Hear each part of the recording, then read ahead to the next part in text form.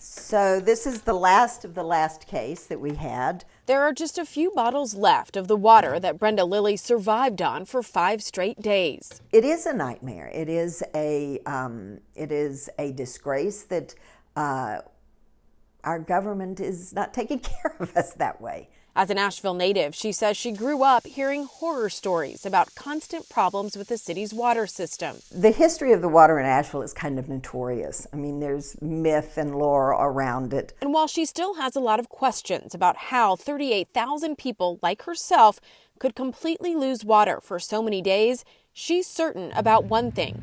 She believes the crisis could have been prevented by better maintenance throughout the years. This was not an act of God. This was an act of somebody's decision-making. Decisions that could date back to 1928 when the first water treatment plant, Beatree, came online.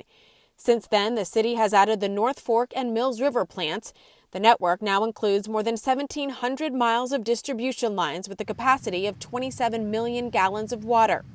The city admits that Asheville's mountainous terrain is a challenge, and the elevation difference creates enormous pressure, which can lead to more breaks and leaks. The fact that these pipes failed was not surprising. It's not surprising. We were made to use plastic pipe and inferior fittings, and all that is coming back. A former water department employee who didn't want to be identified worked for the city in the 80s. He said a tight budget back then led to cheap fixes, creating an unreliable network from the plants to the pipes. I think the ghosts of the past and now the present have come forth to haunt us. Years of neglect and poor management. It wasn't properly mapped during the 1930s and 40s and 50s. Russ Martin is also familiar with the department's past. He was the city's mayor in the 90s and was key in bringing on the Mills River plant to add more capacity. Through the decades, do you feel like the water system, the infrastructure has been funded appropriately?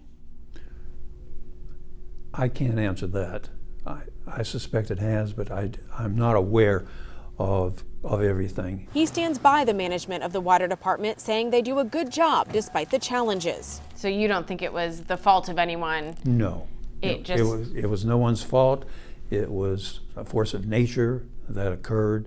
According to the State Division of Water Resources, in 1997, most of the pipes were made of cast iron with 20% galvanized iron and just 10% ductile iron, what's viewed as the industry standard. In the most recent report in 2021, about a third of the city's pipes are now ductile iron, but almost half are still cast iron, a material that breaks easier. We also learned that the water department has a yearly budget of about $40 million, with about a third spent on operating costs, and on average, 28,000 feet of distribution lines are replaced each year. In addition, there's a capital improvement program to repair and update the infrastructure. Over the last 6 years, the city has spent an average of $16 million annually on capital investments. Most of that money has gone to water production projects and neighborhood water line replacement projects. And for the next 5 years, $73 million is planned, including the $20 million in grants to rehabilitate the Mills River plant. The rest of the money will be spent on things like small water line replacement, meter and vault repair, and water treatment plant projects. The investments are infrastructure.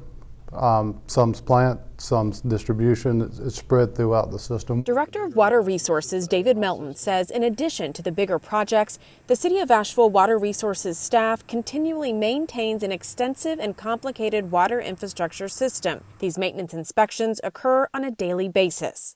We do what we call neighborhood enhancement projects, and those are primarily pipe replacement projects and all the appurtenances that go along with that, hydrants, valves, everything that makes the distribution system work. But after the recent outage, even the mayor admitted the water system is not in the condition it should be. And so it is fair to say that for a period of years, and I see some nodding of those who know this history, the system was not properly maintained, and so we're playing a lot of catch up. For people like Lily, it's not a question of whether mistakes were made, but why and how they will be fixed. You have to have an infrastructure that works. It's that simple. And obviously, something is amiss or this wouldn't have happened. Karen Zatkalak, News 13.